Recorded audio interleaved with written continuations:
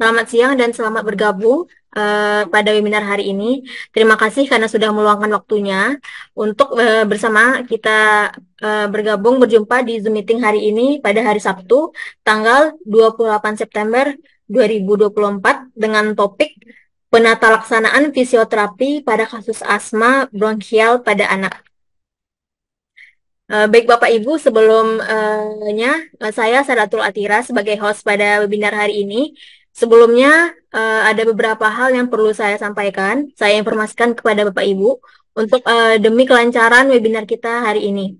Yang pertama untuk absensi, nanti Bapak Ibu bisa mengisi absensi di link yang akan kami berikan pada akhir sesi webinar nanti di kolom chat. Jadi Bapak Ibu bisa mengaksesnya di room chat. Kemudian yang kedua untuk sertifikat dan juga rekaman Zoom hari ini nanti akan diberikan pada hari Selasa melalui link yang akan dikirimkan di grup WhatsApp dan juga grup Telegram. Nah, kemudian juga diharapkan kepada Pak Ibu untuk mengaktifkan kameranya dan juga untuk mikrofonnya di-mute-kan atau di-nonaktifkan guna untuk menghindari noise atau gangguan nantinya selama webinar berlangsung. Dan terakhir untuk sesi tanya jawab, silakan Bapak Ibu yang ingin bertanya nanti silakan untuk menggunakan fitur raise hand. Baik Bapak Ibu, sebelumnya izinkan saya untuk membacakan profil singkat dari narasumber kita hari ini, yaitu Ibu Dwi Suci Asriani STR FTR MM, adalah dosen pada program studi fisioterapi di Universitas Awal Bros Pekanbaru dan juga seorang praktisi fisioterapi. Nah, beliau menyelesaikan pendidikan pada jenjang D3 fisioterapi di Universitas Pembangunan Veteran Jakarta, kemudian jenjang sarjana fisioterapi di Universitas Binawan Jakarta, dan jenjang magister pada jurusan manajemen SDM. Baik Bapak Ibu, untuk menghemat waktu, dipersilakan kepada Ibu Dwi Suci Asriani untuk memaparkan materinya. Kepada Ya, Ibu, dipersilakan. ya, bisa dibantu, Mbak? Ya, oke Bu.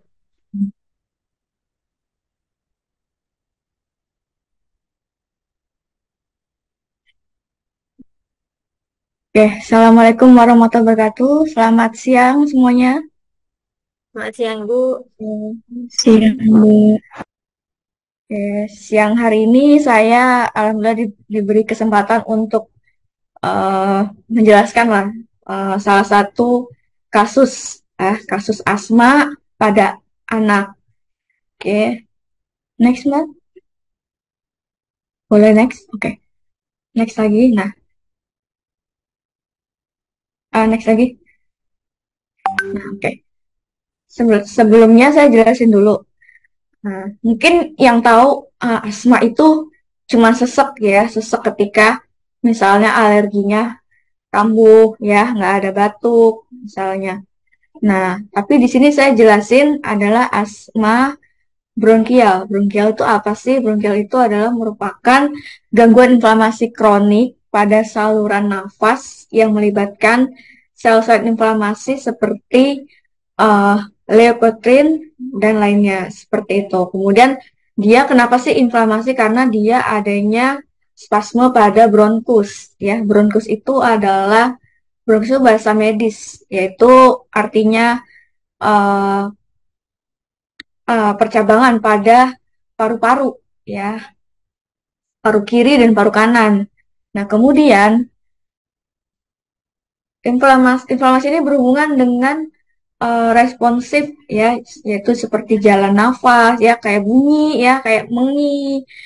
Kalau misalnya nafas bunyi ngik ngik gitu ya, terus sama batuk kayak gitu. Terus juga biasanya dia ada nyeri dada. Nyeri dadanya itu berat dan terutama dilihat dari batuknya ketika malam dan pagi biasanya habis bangun tidur. Nah, seperti itu. Kemudian biasanya eh, batuk ini itu maksudnya bersifat resibel. Resibel itu maksudnya spontan. Jadi ketika ada debu, ada alergi dingin AC, apalagi AC-nya nggak pernah dibersihin ya, wah itu adalah salah satu yang mengakibatkan batuknya tidak sembuh. ya. Makanya kita harus membutuhkan menjaga kebersihan seperti itu. Sorry. Kemudian next. Nah, kemudian kita masuk lagi penyebab asma, ya, asma bronkial pada anak. Penyebabnya apa sih? Penyebabnya adalah inflamasi saluran pernafasan, ya. Yang pertama ada faktor presipitasi, yaitu ada alergi. Nah, kita harus cari dulu nih alerginya. eh Alerginya apa? Mungkin dari keturunan. Terus yang kedua dari debu. Terus yang ketiga mungkin dari makan makanan dingin atau coklat semacam itu. Nah, kemudian ada lagi faktor lainnya, yaitu apa? Mungkin nggak bisa mencium bau asap, terus polusi ya intinya seperti itu.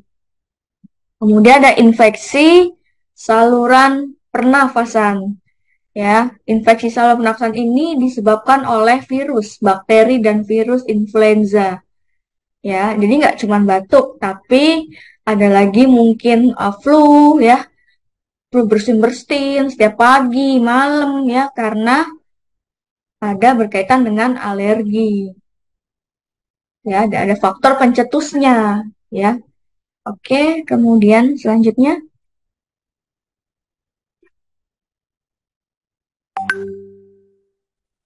yang kedua ada tekanan jiwa. Tekanan jiwa itu maksudnya mungkin lebih ke stres ya, pikiran.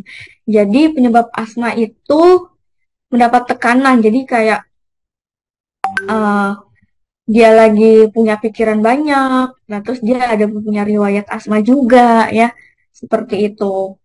Terus dari keluarga ya, pada keturunan, nah itu biasanya bisa juga menyebabkan pencetus asmanya kambuh. Ya, yang keempat adalah olahraga atau kegiatan yang terlalu berat.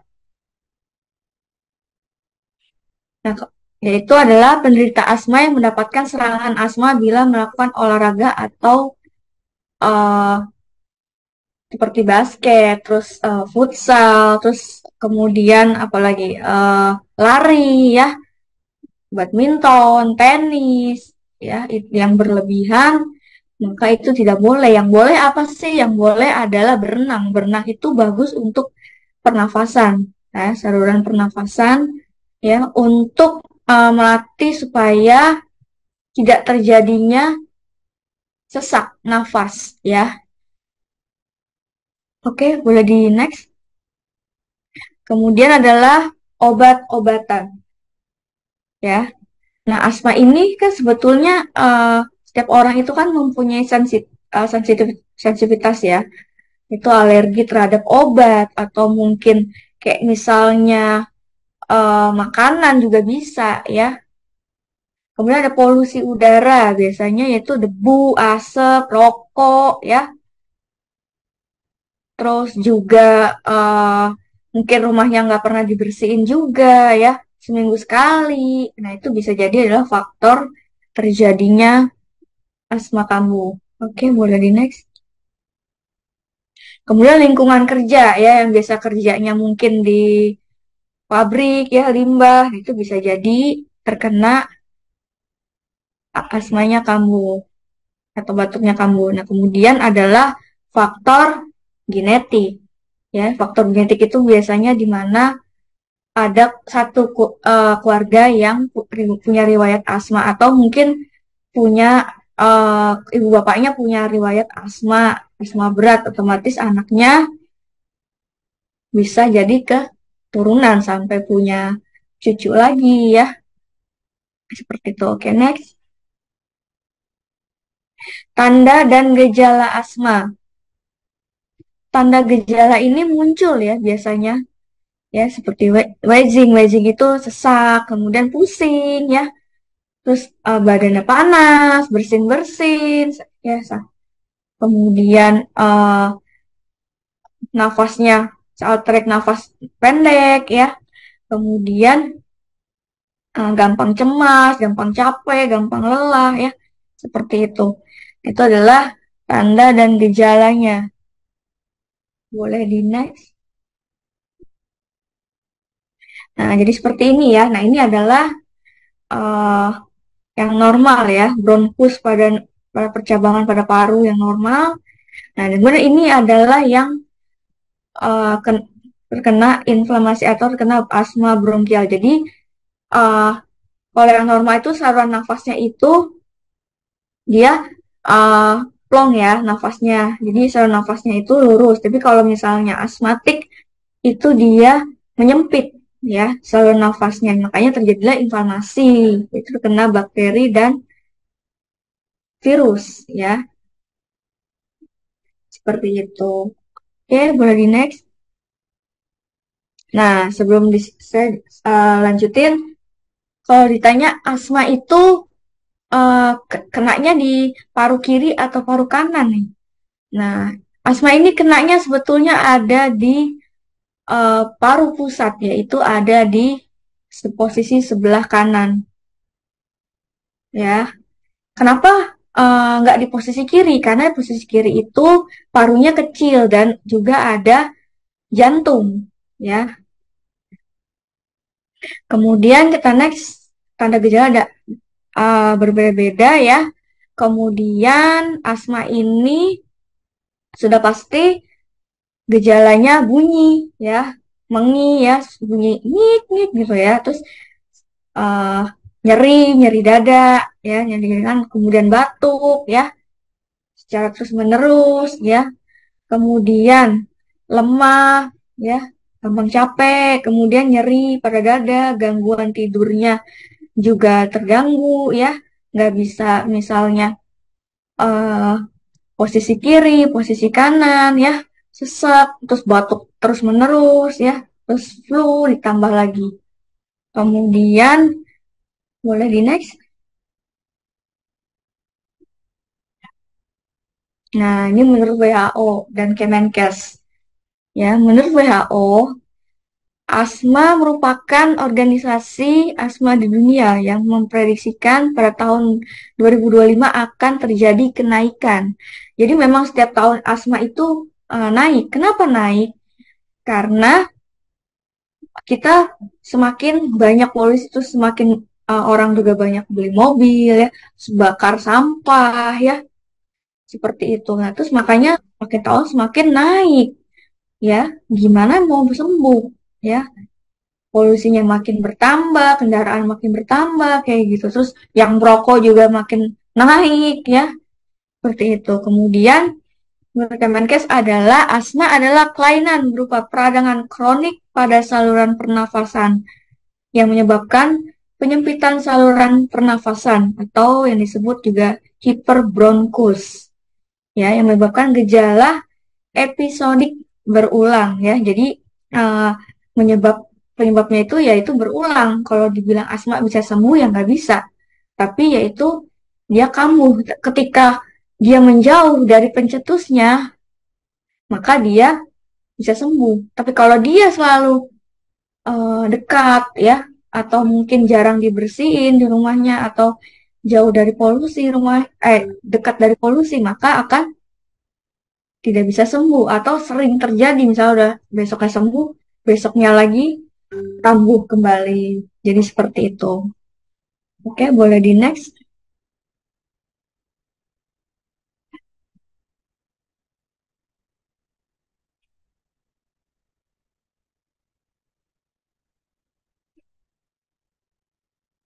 Oke, ini tadi udah ya.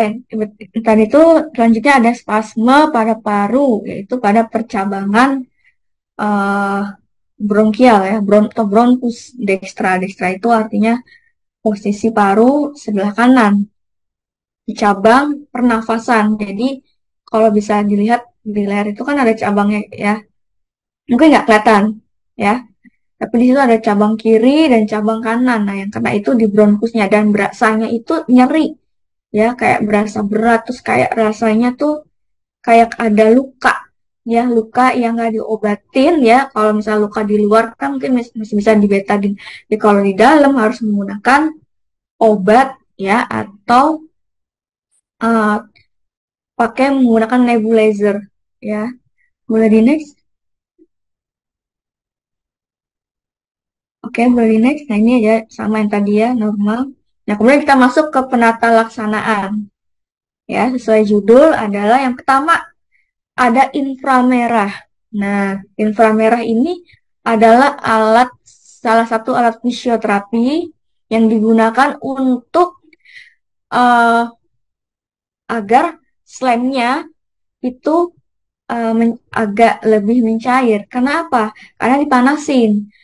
Posisinya di mana sih? Posisinya kita taruh di jarak sekitar 15 cm ya. Dan itu tidak boleh orang umum atau mahasiswa ya yang menggunakan alatnya, harus dibantu adalah seorang fisioterapi atau seorang praktisi. Nah, kemudian ada lagi alat yang kedua, kalau di rumah sakit mungkin pernah lihat adalah MWD. MWD itu ada kepanjangannya microwave diathermy. Nah, sama-sama bisa memanaskan. Tapi kalau IR itu cuman bisa uh, sampai vasodilatasi. Kalau itu maksudnya sampai di permukaan kulit. Tapi kalau MWD itu sampai dalam paru, ya makanya si slemnya itu bisa agak mencair ya, dan juga uh, lebih menghangatkan tubuh kita ya. Misalnya kayak susah untuk mengeluarkan slam atau dibantu dengan MWD. Nah, kemudian yang ketiga ada lagi alatnya namanya nebulizer atau biasa yang disebut dengan uap. Biasanya orang awam biasanya penyebutannya uap. Nah, biasanya nebulizer itu ya alat yang digunakan yang ada maskernya ya. Nah, atau bisa juga ditiup itu kalau usia 1 sampai 3 tahun. Nah, karena anak biasanya nebulizernya itu tergantung dari usianya. Kalau usia baby, biasanya sampai setahun itu menggunakan masker yang kecil khusus. Nah, tapi kalau untuk yang di atas 2 tahun, ya setahun, itu boleh menggunakan selang, itu khusus nebulizer.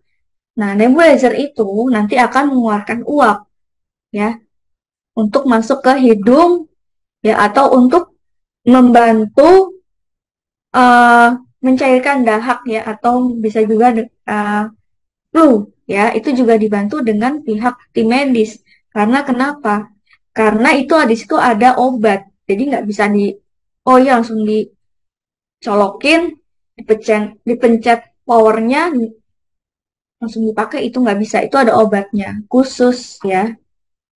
Nah, obatnya apa aja sih? Obatnya adalah biasanya uh, dari fisioterapi atau mungkin yang dari klinik, bisa dari dokter ya. Obatnya yang pertama ada NaCl ya. Mungkin mungkin pernah melihat NaCl ini adalah bentuknya dia buat infus. Dia itu fungsinya banyak. NaCl adalah selain dia bersihin luka, dia juga untuk uh, asma sendiri, asma atau uh, slamnya diencerkan seperti itu. Kemudian, nah itu biasanya NHL ini uh, satu ya kalau untuk bayi. Nah, khusus untuk bayi khusus NHL aja. Tapi kalau untuk anak sampai dewasa biasanya ditambah dengan bisolvon ya. Nah, bisolvon ini ada dua jenis, ada dewasa dan ada anak. Bisolvon ini khusus ya buat nebulizer ya. Nah, bisolvon ini boleh banyak yang jual ya, tapi harus ada tata caranya juga ya, dan itu harus dikonsultasikan kepada fisioterapi atau dokter rehab medik ya. Kemudian adalah Ventolin. Nah, karena di sini kita ngejelasin asma, salah satu obatnya adalah ya, obat generiknya adalah Ventolin ya. Ventolin itu obatnya satu ampul, jadi dipakainya satu ampul. Dia ada dua jenis, ada yang anak dan ada yang dewasa ya. Dan biasanya kalau anak itu setengah, tapi kalau untuk dewasa biasanya full satu ampul. Nah, kemudian ada lagi obat untuk sesak nafas, ada Pulmicort ya. Nah, Pumicort ini adalah obat yang paling mahal dari Ventolin atau Combifen. Kenapa paling mahal dia? Karena obatnya paten, ya. Dan biasanya rumah sakit besar itu menggunakan Pulmicort karena prosesnya lebih cepat, ya. Kemudian ada lagi Combifen. Combifen sama sama Ventolin, Pulmicort, sama-sama untuk sesak nafas, ya. Boleh nggak sih kalau ditanya, eh, misalnya saya udah pernah di terapi menggunakan nebulizer, terus obat-obatnya sama nih, contohnya kayak NaCl, Bisolfon, kemudian Ventolin atau Pumicort, ya. Boleh nggak sih dipakai di rumah? Boleh saja asal ada surat rujukan dari dokter atau fisioterapi. Tapi kalau misalnya udah dipakai di klinik, ya, sebelumnya 3 kali atau biasanya dokter memberikan atau fisioterapi memberikan anjuran 6 kali, ya. Dari 6 kali itu dilihat apakah masih membutuhkan nebulizer, ya, atau tidak. Nah, karena nebulizer ini adalah untuk membantu mengeluarkan slang atau reak, ya. Nah, kemudian ada lagi masas. Nah, pada kasus uh, asma, nah, masas ini sangat membutuhkan, ya, masas, ya, sambil diikutin arah jarum jam. Nah, untuk apa? Untuk relaksasi supaya anaknya nggak rewel, ya, kemudian uh, merasa hangat, ya. Terus kemudian dilakukan berapa lama sih? Dilakukan kurang lebih 10 sampai 15 menit. Seperti itu. Dan itu harus menggunakan baby oil karena anak-anak ini kulitnya masih sensitif. Seperti itu. Kemudian setelah menggunakan alat dan masas, kemudian kita lanjut ke latihan. Latihan batuk efektif. Nah, apa sih latihannya? Latihannya dengan cara tarik nafas, perut ditahan, tarik nafas, pelan-pelan buangnya, tarik nafas lagi, kemudian sampai 3 kali baru dibatukin, ya. Nah, itu juga sama untuk latihan mengeluarkan slang, ya, atau reak. Kemudian ada lagi deep breathing exercise. Ya, deep breathing exercise ini biasanya untuk kasus anak yang benar-benar uh, kita pakai agar supaya anaknya mungkin rewel, ya, seperti itu. Terus dianya juga fisioterapinya juga dikasih latihan batuk batuk efektif kurang efektif, ya, karena mungkin dia mungkin belum paham juga, ya, boleh diberikan breathing exercise seperti itu dengan cara sama tarik nafas, ya, tangannya sambil ke depan ke atas, terus suruh tarik nafas sambil di clapping, ya, atau ditepuk. Oke, boleh di next. Nah, kemudian saya jelasin dulu, ya, latihan nafas merupakan eh, teknik, ya, latihan pernafasan atau breathing exercise yang menekan pada inspirasi. Inspirasi itu maksudnya saat kita tarik nafas, ya, dan yang maksimum panjang dan dimulai dari akhir ekspresi. Ekspresi itu adalah saat mengeluarkan. Tujuannya adalah untuk menekan volume paru, kemudian meningkatkan dan distribusi ventilasi yang mempertahankan pengembangan dan meningkatkan oksigen dan membantu membersihkan sekresi. Sekresi itu slang. Kemudian adalah selanjutnya mobilisasi, ya, pada torak. Ya, mobilisasi itu maksudnya ada peningkatan lah pada saat di ronsen toraknya. Mungkin sebelum sebelum latihan breathing exercise, wah, pas dilihat paru kanannya jelek nih, ya, banyak slamnya. Wah, ternyata pas latihan dikasih nebu, ya, masas, alhamdulillah mobilisasi toraknya semakin membaik, gitu. Kemudian meningkatkan kekuatan daya tahan tubuh, ya, dan juga otot-otot pernafasan. Oke.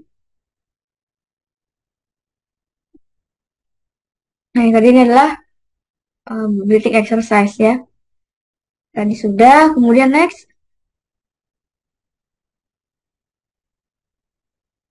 Manfaatnya adalah melonggarkan dan melegakan saluran pernafasan ya di bronkus maupun mengatasi sesak nafas akibatnya slemnya atau lendirnya memenuhi saluran pernafasan. Jadi supaya slemnya tuh bisa keluar juga ya dan tidak sesak nafas dan mengurangi suara mengi ya.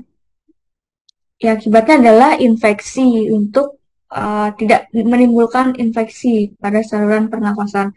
Oke, boleh di next. Kemudian, oke, belum. Kemudian yang selanjutnya adalah latihan chest fisioterapi pada anak. Apa aja sih latihannya? Yang pertama adalah postural. Posturnya harus diposisiin dulu nih, betul atau tidak ya. Kalau dia tiduran terus, gimana si slam dan sesak nafasnya mau sembuh? Maka kita harus memposisikannya, mungkin dibantu orang tua, atau mungkin yang di atas 3 tahun udah mulai bisa duduk sendiri ya. Mungkin cuma nangis aja, mungkin bisa kita paksa untuk duduk ya. Kalau misalnya diuap nangis, gimana? Nggak apa-apa, justru anak kecil itu kalau diuap nangis, maka semakin baik. Maka saat dia nafas, ya toraknya mobilisasinya semakin supaya longgar ya, membantu untuk meningkatkan biar nggak sesek. Kemudian adalah clapping, clap ya, clapping dan tapping menggunakan 3 jari. Kalau khusus anak adalah 3 jari di clap ya, clap diposisikan yang benar, clap ya di bagian depan ya, kiri, kanan, terus kemudian belakang ya. Clapping selama berapa lama? Berapa? Sekitar 5 menit ya. Boleh 2 menit, boleh ya di clap. Kemudian selanjutnya ada di vibrasi. Vibrasi itu adalah penekanan ya, teknik penekanan ya. Kemudian ada kompresi dan getaran manual di dinding dada pada fase saat mengeluarkan nafas ya atau saat membuang nafas. Seperti itu. Boleh di next? Nah, ini contoh ya, postural drainage posisi untuk anak boleh miring atau duduk ya, sambil di clapping, tapping ya. Nah, jadi memang pada kasus anak ini membutuhkan nggak bisa cuma sebentar ya, harus membutuhkan berapa kali sih waktunya? Mungkin 3 kali atau 6 kali dilihat dari si anak. Kalau bayi mungkin lebih gampang ya, karena kan dia belum bisa apa tangannya belum bisa gerak, maksudnya bukan bisa gerak, maksudnya belum bisa uh, kekuatannya belum ada ya sehingga bayi itu lebih gampang. Dia cuma digendong, kasih masker nebu atau NWD, paling cuma nangis kayak gitu. Oke, boleh di next? Oke, oke, sampai sini ada yang mau ditanya? Mungkin saya buka 3 pertanyaan dulu ya. Oke, baik Ibu. Terima kasih atas pemaparan materinya Ibu. Yang sedikit bisa saya simpulkan tadi, yaitu asma bronkial itu penyebabnya terjadi karena adanya inflamasi saluran pernapasan yang bisa disebabkan karena alergi ataupun juga bisa genetik. Nah, penata laksanaan fisioterapinya tadi ada berupa dengan inframerah, ada dengan nebulizer, massage, ataupun dengan latihan batuk efektif. Baik, kita masuk saja ke sesi tanya jawab. Ini sudah ada beberapa yang raise hand. Silakan yang pertama kepada Lisvia Najela. Silakan open kamera. Baik, Assalamualaikum warahmatullahi wabarakatuh. Terima kasih kepada moderator karena telah memberikan kesempatan kepada saya untuk bertanya kepada narasumber. Izin bertanya, sebelumnya perkenalkan nama saya Lisvia Najla. Saya dari jurusan fisioterapi di Universitas Awal Bros. Sebelumnya izin bertanya ya, Mem. Tadi Boleh. Mem Asri sudah menjelaskan bahwa ada olahraga yaitu salah satunya berenang yang dapat mengurangi gejala asma. Nah, Hmm, pertanyaan saya adalah berapa kali dan kapan waktu yang disarankan untuk berenang bagi anak penderita asma bronkial agar lebih aman dan efektif dalam mencegah kekambuhan asma tersebut. Sekian, oke. terima kasih. Terima kasih, Lala. Oke, mungkin bisa langsung jawab dulu kali ya. Oh ya, Bu, silakan, Bu. Oke, terima kasih, Lala. Ya, Mem. Eh, jadi gini, betul. Kenapa sih eh, butuh hidro namanya ya, butuh eh, berenang? Karena adalah karena supaya anak tersebut ya untuk membantu mengurangi sesak dan itu dibutuhkan waktu yang nggak bisa cuma sekali, 2 kali atau 3 kali gitu. Jadi contoh, nah kalau lagi sakit sebaiknya jangan dulu ya. Tapi nanti kalau sudah agak batuknya berkurang, sesaknya berkurang, boleh sambil berenang ya. Boleh misalnya, oh ya mem kan anak-anak belum bisa berenang. Jadi gimana nih mem? Nah jadi mungkin boleh jalan aja ya. Tapi yang penting dadanya kerendam ya. Jadi nggak harus, jadi nggak sekaki ya atau sepinggang, tapi harus terkena dada ya. Seperti itu. Jadi memang waktunya itu nggak bisa cuma sebentar. Kalau misalnya seminggu sekali boleh gitu, atau mungkin 2 minggu sekali boleh gitu. Kalau semakin sering semakin bagus. Karena apa? Untuk membantu jalan nafasnya si paru gitu. Ya supaya supaya juga untuk mengurangi inflamasi. Tapi dilihat dulu nih airnya kotor atau enggak. Kalau menangnya mungkin kotor, ada daun atau apa itu jangan. Kita lihat dulu kalau menangnya yang khusus untuk terapi ya. Apalagi misalnya dia punya alergi kaporit, wah itu jangan juga salah satunya seperti itu. Oke, Baik, terima kasih terima banyak kasih atas Lala. penjelasannya ya, Oke, Mem. selanjutnya Oke, silakan. selanjutnya kepada Selbina. Silakan Selbina untuk mengaktifkan kameranya.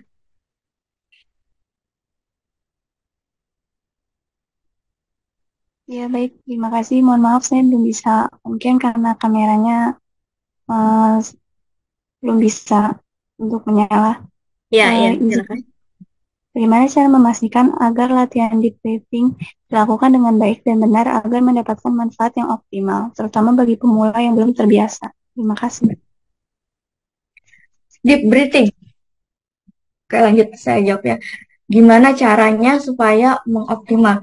Jadi gini, saat si pasien ini datang ke fisioterapi, ya, nah sudah diberitahukan ya, diberitahukan bahwa eh, anak ibu ya atau anak bapak harus latihan deep breathing ya. Berapa lama? Berapa lamanya dilihat dari 2 kali latihan ya. Kalau sudah 2 kali, ada perbaikan nggak nih? Ya, kalau memang ada perbaikan, maka di stop. Tapi kalau memang merasa cukup, ya, merasa kurang, boleh dilanjutin, ditambah lagi dengan eh, latihan jalan ya untuk asma seperti itu. Ya, jadi untuk mengoptimalkan memang dilihat dari kondisinya pasien dulu, nggak bisa harus fisioterapi misalnya, oh ya harus latihannya 3 kali ya. Nah, diikutin lah, ternyata si anak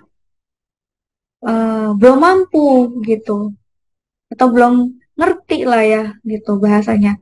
Maka harus dibantu sama orang tuanya. Kalau orang tuanya yang apa orang umum awam ya itu memang memang betul ya membutuhkan proses yang agak lama. Makanya sebetulnya harus yang efektif harusnya latihan di klinik, puskesmas, atau rumah sakit khusus, ya, rehab medik, seperti itu. Atau klinik khusus fisioterapi. Karena latihannya memang khusus, bukan latihan dari dokter, beda ya. Latihan-latihan itu. Oke, terima kasih tadi. Siapa? Selbina. Selbina. Ya, sudah. Terima kasih banyak. Oke, satu lagi. Oke, baik. Next, untuk Ahmad Fauzi. Silakan Bapak Ahmad Fauzi untuk Ya, terima kasih mengaktifkan Mbak. kamera. Ya, yang izin bertanya gitu. Iya. Ya, ya, jadi ceritanya si anak ini Mm-mm. awalnya uji torak gitu ya, dan awalnya nggak sadar kalau asma gitu ya. Awalnya malah dokter dari hasil torak itu ada apa namanya kasar, corakan meningkat apa agak kasar gitu apa sih nggak paham ngerti.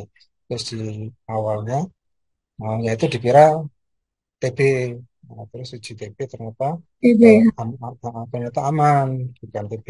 Nah, kemudian dari dokter menyimpulkan kalau itu tuh asma gitu. Nah, Mm. terus udah rutin dikasih Symbicort, Symbicort. Terus ini yang saya mau tanyakan, Mm. eh, sepertinya anak ini alergi debu, tapi pada saat itu pernah satu kali itu sampai mengeluh susah nafas Mm. sampai semalaman lebih itu pada saat setelah kena debu dia pas radang tenggorokan pilek mampet lendir banyak itu. Jadi pada situ semalaman nggak bisa tidur Mm. sampai paginya, sampai ya sampai dari malam sampai siang gitu siangnya. Nah, tapi setelah itu tidak sampai segitu, hanya kalau nafas tidak nyaman, kadang-kadang saat tertentu tidak nyaman, tapi pasnya nggak tahu saat apa dan kenapa. Nah, setelah dikasih obat itu, ya sekarang ya tidak pernah sampai nafas sesaat lagi, tapi Oh. kadang-kadang tidak nyaman saja. Nah, terus saat ini sudah apa latihan pernapasan, tapi tidak rutin. Nah, itu sebaiknya Oh. yang pertama sebaiknya kalau tadi melalui latihan pernapasan tadi berapa kali berapa rutin sih itu sebaiknya. Terus mungkin ngulang yang tadi maaf. Terus yang kedua, kalau olahraga itu sudah jalan sudah bisa, bahkan lari kecil aja sudah bisa, Dok. Mm. Nah, itu apakah boleh sampai kalau misalnya olahraganya sampai lari kecil gitu ya. Untuk Mm. saat ini sih sudah mampu. Jadi malah seperti kalau olahraga pas running jalan atau lari kecil itu malah daannya banyak keluar terus plong katanya gitu. Ya begitu saja Dok, terima kasih sebelumnya. Terima kasih, sama-sama, Kak. Oke, saya langsung jawab ya. Ya, langsung aja. Yang eh sebentar. Oke. Dan tadi Bapak bilang latihannya jarang ya. Sebenarnya Mm-mm. latihan jarang nggak masalah sih, Pak, menurut saya. Tapi harus dijauhi dari pencetusnya dulu, gitu. Sambil kita lihat, ya. Pencetusnya kalau memang ada misalnya di lemari, ya, lemari baju, terus misalnya di kaca, nggak pernah dilap, ya, di Mm-mm. pintu, atau mungkin eh di meja belajar dia, atau mungkin eh, ma- di luar saat dia mau main, ya, itu juga harus dikontrol juga kan. Kalau alergi itu kan nggak bisa secara detail juga ya, atau mungkin Mm-mm. polusi alerginya, atau bisa Mm-mm. jadi alergi makanan, bisa seperti udang, seafood, kayak gitu. Mm-mm. Dilihat dari kita sambil perhatikan. Nah, terus kalau dibilang latihannya berapa kali, latihannya itu boleh seminggu sekali, ya. Seminggu sekali boleh. Kalau memang sudah agak berkurang, tapi kalau kambuh lagi harus tiap hari. Tapi yang baik itu pagi. Kalau Iya, memang iya. kalau nggak punya alat, Pak, saya saranin Mm. adalah dijemur, ya, dijemur Mm. matahari, ya, dari jam 8 sampai jam 9. Ya. Boleh temenin sambil jalan, ya, sambil gerakin badan, ya, supaya apa? Supaya paru-parunya juga nggak eh, pernafasan mobilisasinya juga nggak bisa bergerak atau toraknya itu semakin baik ya, kayak gitu. Maaf sebelumnya anaknya bisa uh, mengeluarkan slam atau bunyi. Kalau sekarang sepertinya sudah tidak ada suara bunyi itu sih. Cuma ini kadang tapi pada kondisi itu rasanya kayak agak dalam gitu ya, pengen apa? Oh ya, Ya kadang-kadang agak dalam gitu. Tapi kondisi tertentu aja nggak sering sih. Jadi kayak kurang plong gitu ya mungkin saat ya. tertentu sih. Tapi nggak sampai mengi sesak itu sih nggak sih kayaknya sih. Mungkin atau bisa juga kalau nggak berenang bisa juga menggunakan tisu. Jadi dia digunakan tisu atau meniup balon Pak latihannya. Jadi nggak cuma hanya berenang, misalnya berenang kalau berenangnya jauh ya, tapi bisa juga menggunakan balon ya. Kalau dia udah mulai besar maka pernafasannya semakin membaik. Tapi kalau misalnya baru niup udah langsung sakit dadanya, nah maka harus sering latihan ya meniup balon, terus sambil dijemur ya, boleh dibantu dengan clapping ya, terus dimasas ya, di paru depan ya, belakang juga ya, sambil di clapping menggunakan 3 jari ya. Dan juga makanan yang anget-anget, terus juga minum vitamin ya. Vitamin itu juga mempengaruhi juga untuk daya imun, sehingga untuk membantu sih inflamasi atau virusnya itu gitu. Vitaminnya apa aja sih? Nah, vitamin tergantung dari dokter. Nah, kalau dewasa kan mungkin vitamin D ya, vitamin D 1000 atau 5000. Tapi kalau anak sebetulnya cukup vitamin khusus yang imun ya, bukan penambah nafsu makan. Kan biasanya ada 2. Nah, tapi ini khusus imun aja gitu. Pokoknya harus sering minum vitamin dan juga kalau keluar wajib menggunakan masker sampai benar-benar sembuh ya. Dan juga tidurnya harus posisinya madepnya kanan ya, karena itu adalah buat nafas ya, jantung dan paru. Oh, iya, iya, paham ya. Oke. Oh ya, Jadi itu ya sangat dok. mempengaruhi. Ya maaf dok. Kalau hasil terakhir itu kata dokternya saya nggak bisa baca juga. Cuma infonya katanya di paru kiri dok, agak bawah ke arah dekat apa namanya lambung Hmm. atau apa gitu ya. Kata dokternya sih kalau kalau awalnya kan karena dikira TB, itu kalau Hmm. dibiarin nanti makin naik-naik gitu. Tapi ternyata kan Hmm. bukan TB jadi asma. Bukan TB Itu ya. apakah mungkin juga dari sebelah kiri gitu dok ya? Gitu asmanya di sebelah kiri, gitu. Ya, Kiri bawah. bisa juga Pak, karena dilihat juga mungkin kalau boleh tahu udah berapa lama Pak? Nah, ketahuannya itu baru sekitar bulan Maret. Awalnya sih Maret. nggak tahu, nggak ketahuan karena nggak sampai sesak waras, mungkin hanya sesak biasa. Mungkin sebelumnya ya itu nggak nggak Hmm. belumnya kalau itu asma mungkin ya. Jadi nggak. Jadi baru ketahuan setelah periksa detail sampai torak itu di bulan Maret kemarin sih. Ya. Gitu. Mohon maaf sebelumnya apa udah pernah cek IgE total? Ya IgE udah, itu ini alergi, sudah. udah ya? Sudah Hasilnya memang alergi. bagaimana? Akhirnya Bukan lima alergi, ratus lima ratus alergi. empat puluh lima ya ratus alergi memang. Ya 540-an. 140 itu Iya. harusnya kalau di posisi itu masuknya alergi sedang ya. Maksudnya kan kalau Hmm, 1000 lebih dia alergi tinggi ya, alergi berat. hmm, Tapi kalau di hmm, bawah 500 itu dia ringan, masih kecil ya hmm, alerginya. Maksudnya mungkin terkena satu pencetus ya. Kalau sedang hmm, mungkin bisa jadi apa karpet nggak pernah dibersihin, apa mungkin kasur nggak pernah divakum, bisa jadi Pak. Atau mungkin hmm, kipas angin nggak bisa dibersihin. Itu juga sebenarnya hal-hal yang kecil tuh juga harus diperhatikan ya, gitu. ya. Sampai hal seperti itu ya. Ya, memang harus Hmm, detail seperti itu. hmm, Karena kalau hmm, enggak ya kasihan anaknya nggak bisa apa nafasnya nggak bisa plong juga ya. Terus bisa kambuh, makanya harus kalau bisa setiap hari dibersihkan.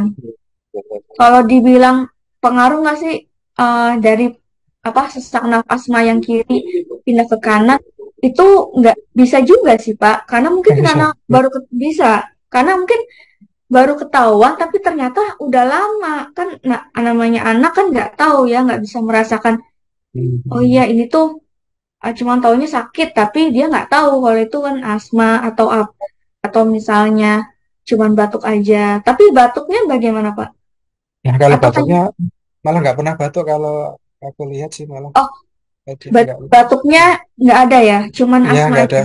Ya cuma kadang-kadang itu gampang meler, terus kadang-kadang apa tenggorokannya Oh agak ya, perih gitu ya katanya gitu. berarti bisa jadi dia alergi pada saluran nafas atas, yaitu bisa juga hidung, ya, tenggorokan, bisa juga karena alergi itu nggak cuma dari paru, tapi dilihat dari hidung, terus mungkin sebelum ke percabangan paru ya, itu bisa juga dari tenggorokan ya. Itu Hmm. biasanya seperti itu, Pak. Jadi masuknya sih nggak terlalu berat ya. Cuman memang kalau dilihat hasilnya 500, yaitu mungkin alerginya udah masuk ya di apa? Masuk di kulitnya dia, inflamasinya dia. Jadi sehingga nilainya makanya lebih besar 500. Untung dicek. Kalau nggak dicek, belum nggak akan bisa ketahuan sembuh. Dan itu ada obatnya khusus sih Pak. Biasanya obat alergi yang bisa menyembuhkan selain menggunakan alat fisioterapi. Alat fisioterapi itu membantu supaya meringani si pasien gitu atau si anak gitu biar nggak kambuh ya atau mungkin membantu meringani sesak nafas seperti itu Pak. Oke, gimana Pak? Ya cukup. Wah, Oke terima kasih baik. banyak Dok. Terima Jadi kasih ya. nambah banyak wawasan. Sama-sama Ya, Pak. terima kasih Terima kasih. Bapak. Terima kasih Oke, banyak Dok. selanjutnya. Boleh ya Ibu, ini masih ada yang raise hand Ibu. Oke, selanjutnya kepada Ibu Pesta Gultom, silakan. Izin bertanya, Mem. Perkenalkan nama saya Pesta Gultom dari Universitas Awal Bros, Prodi Fisioterapi. Saya ingin bertanya, Mem, suhu atau iklim apa yang terbaik bagi penderita asma? Kira-kira berapa derajat gitu, Mem? Terima kasih. Sama-sama. Oke. eh Gini Mbak, kalau iklimnya yang jelas, kalau dingin udah pasti bukan ya, karena apalagi dia punya riwayat alergi. Jadi makanya suhu tubuhnya kalau kalau bisa harus 30 ya, atau mungkin panas ya, karena itu memang yang terbaik buat apa si penderita alergi, khususnya alergi dingin ya, alergi cuaca ya. Nah, apalagi kalau misalnya kalau di Jakarta kan ada puncak ya, dingin terus ya, kayak misalnya ke luar negeri gitu. Bisa, itu bisa asal yang pertama, imunnya harus kuat dulu. Kalau imun kita nggak kuat, otomatis si alerginya kambuh, maka apa? Asmanya kambuh juga gitu. Kalau panas, dia nggak akan kambuh ya. Karena apa? Karena alerginya dia adalah alergi dingin. Kalau kalau panas, insya Allah bisa gitu. Dengan itu baik ya untuknya untuk asma dan juga untuk si parunya juga gitu. Seperti itu. Gimana Mbak?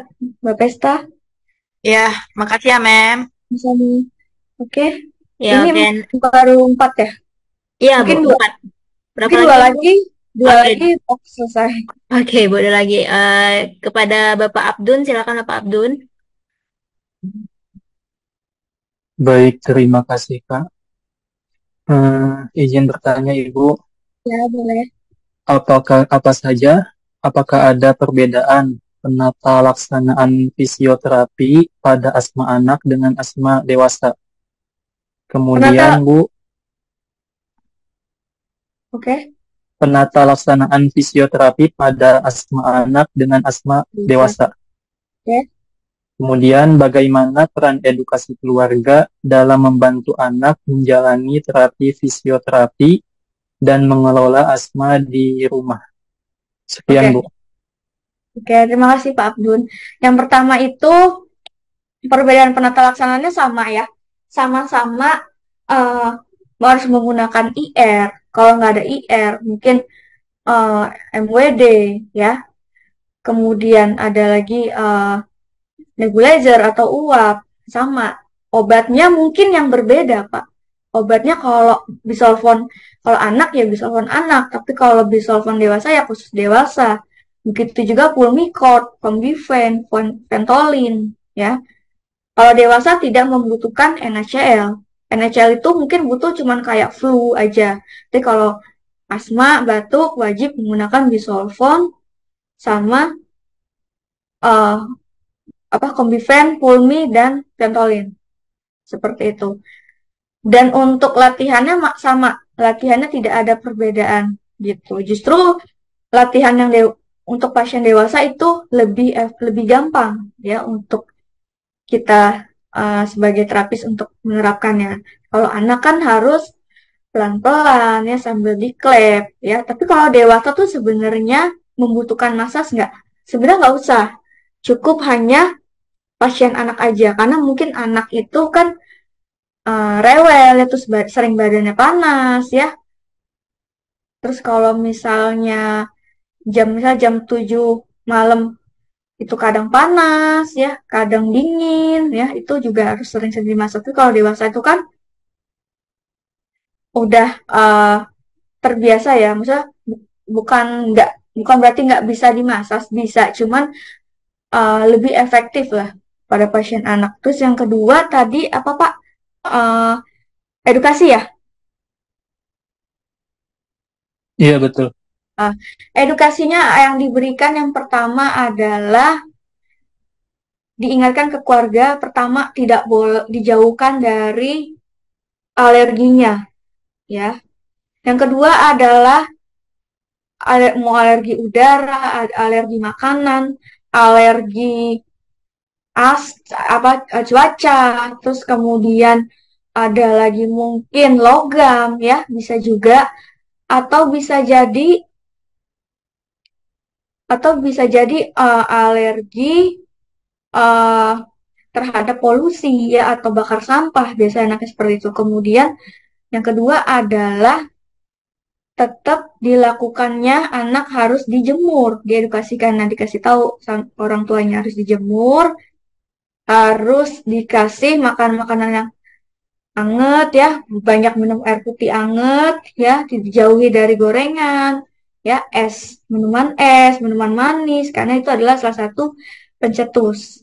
Dan kalau namanya anak kecil nggak tahu ya, itu makanannya bisa bikin batuknya jadi semakin nikik atau semakin parah ya kondisinya seperti itu. Biasanya seperti itu sih Pak untuk yang umum ya.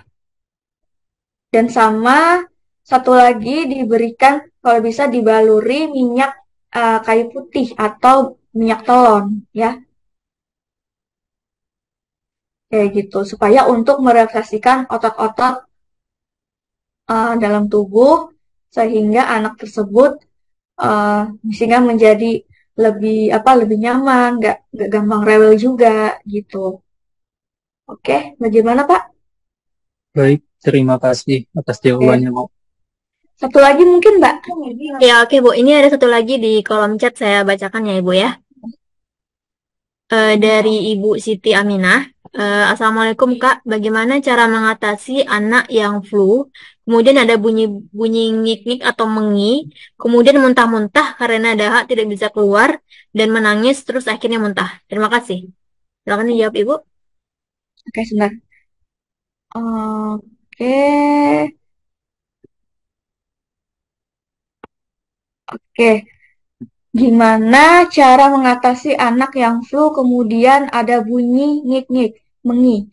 Nah, kita lihat nih, ada alerginya nggak? Kalau nggak ada alerginya, yang pertama itu flu ya. Flu itu bisa menggunakan nebulizer ya. Kalau dia sering bersin, nah itu udah ketahuan sering, itu berarti alergi. Tapi kalau nggak ada, tiba-tiba meler ya, badannya nggak anget ya, terus juga nggak pusing ya, nggak lemes.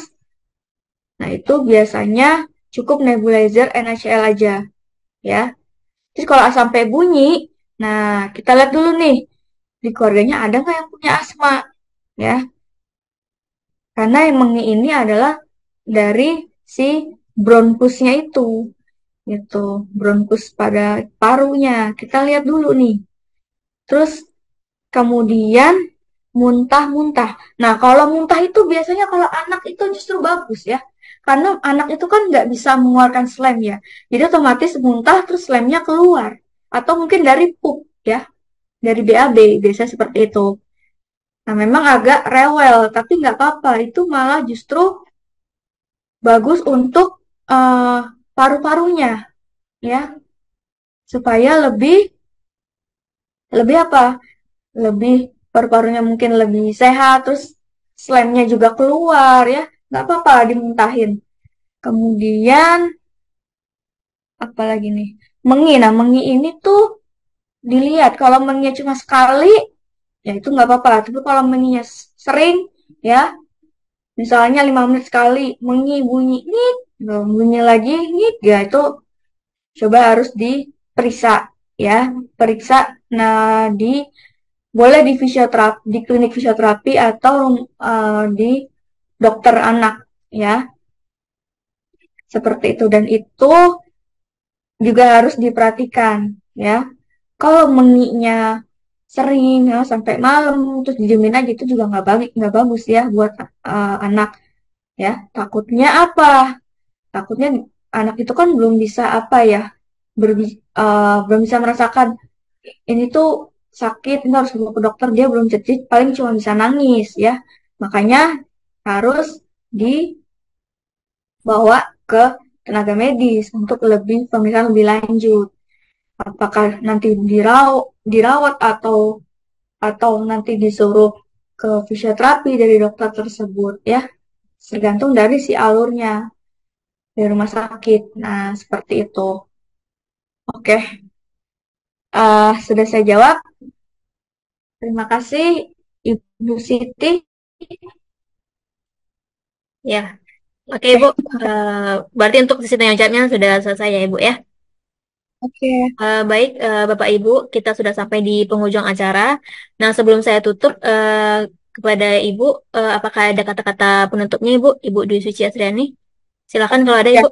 untuk terima kasih yang sudah join di Zoom saya, khususnya uh, mahasiswa dan Bapak Ibu lainnya juga ya, apa dari tenaga medis ya, kemudian dari uh, di luar tenaga medis ya. Ini untuk ini aja sih mengedukasi apa menjelaskan sedikit lah. Biasanya kan kalau kayak gini asma itu memang didiemin aja, tapi sebetulnya itu juga nggak bagus ya. Tapi yang bagus itu memang harus benar-benar pinter, karena anak itu ringkih ya, apalagi sampai tangannya biru ya. Wah itu jangan sampai, apalagi sampai pingsan ya, itu lebih bahaya lagi ya. Apalagi sampai ke pasang ventilator itu lebih bahaya karena mengganggu pernafasan sehingga apa? Bisa jadi koma ya.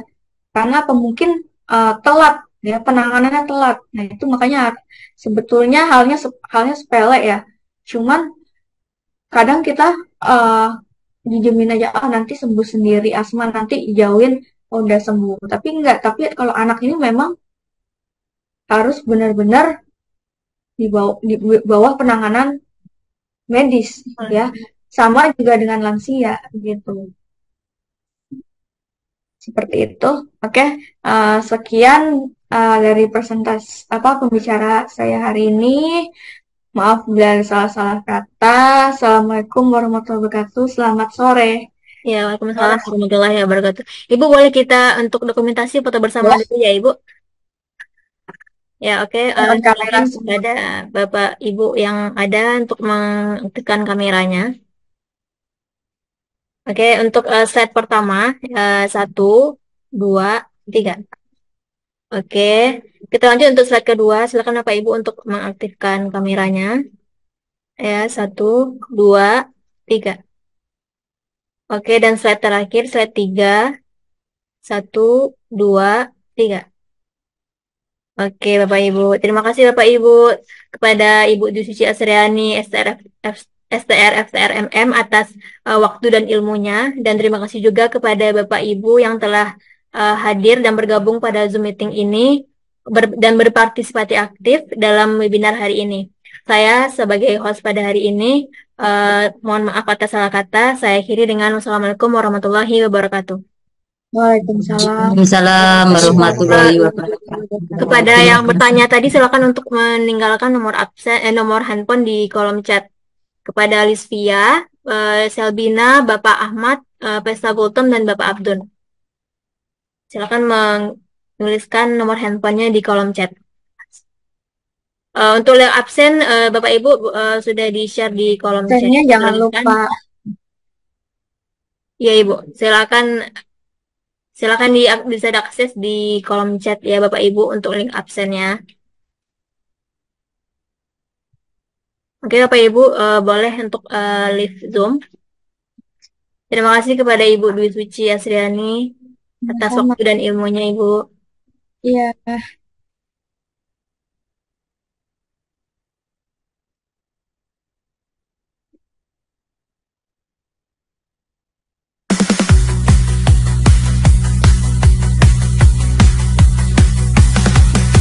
Yang murah, berkualitas buku kami cerdaskan bangsa, tiada henti terus bangga. Bravo Pras pilihan tepat, Bravo Pras pilihan tepat. Tapi bukan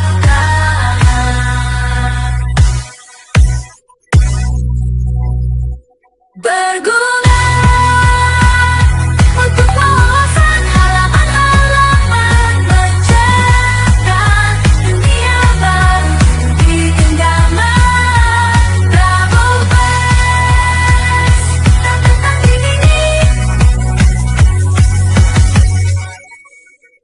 Dongeng cerita jadi realitas. Bravo Press, penerbit terbaik.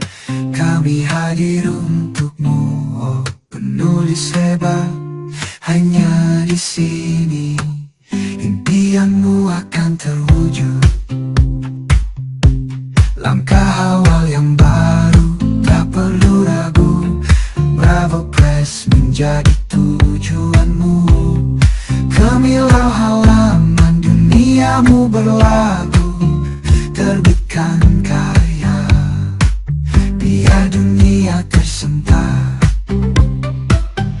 Buku menjadi nyata bersama Bravo Press. Impianmu terwujud, menari-nari kemana-mana. Bravo Press, penerbit pilihanmu, bawa karya terbaru, bersinar seperti bintang.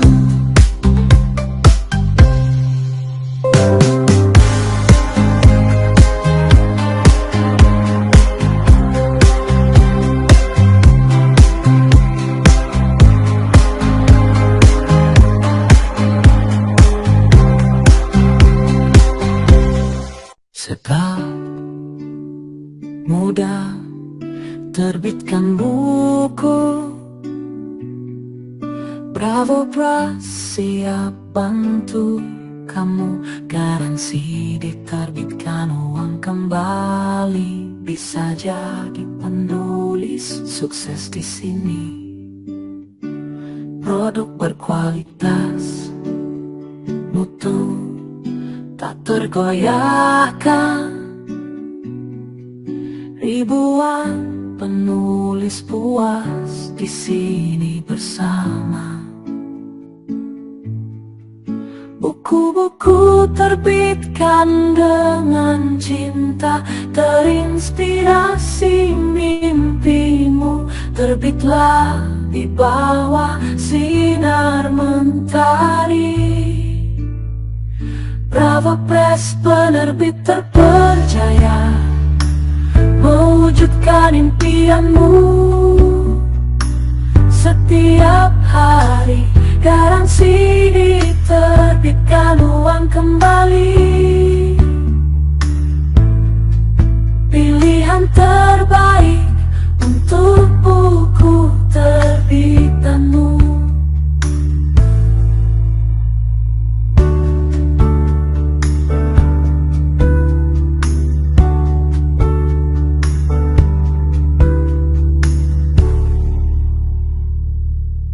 harga murah, berkualitas buku kami cerdaskan bangsa.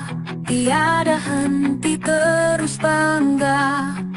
Bravo Press pilihan tepat, berguna untuk wawasan halaman-halaman mencerahkan. Dunia baru di genggaman, Bravo Press tak tertandingi, Bravo Press tak tertandingi. Bravo Press, buku yang menyenangkan nada tinggi, cerita tak terpadu. Bravo Press, selalu terdepan, jadi yang terbaik. Api bukakan, api buka-bukaan.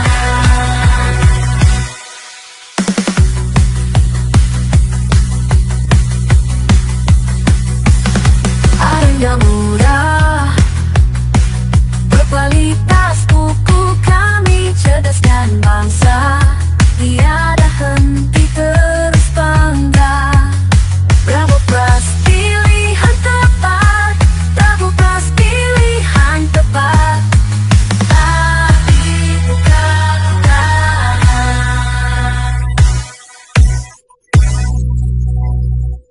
berguna untuk wawasan halaman-halaman mencerahkan. Dunia baru di genggaman, Bravo Press tak tertandingi. Ngendongin cerita